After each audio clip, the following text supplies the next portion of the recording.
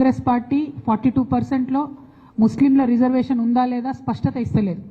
At the same time BJP party ఏమో ముస్లింల reservation ముస్లింలలో included అయితే మేము పర్మిషన్ ఇవ్వమని చెప్పి వాళ్ళు చెప్తారు.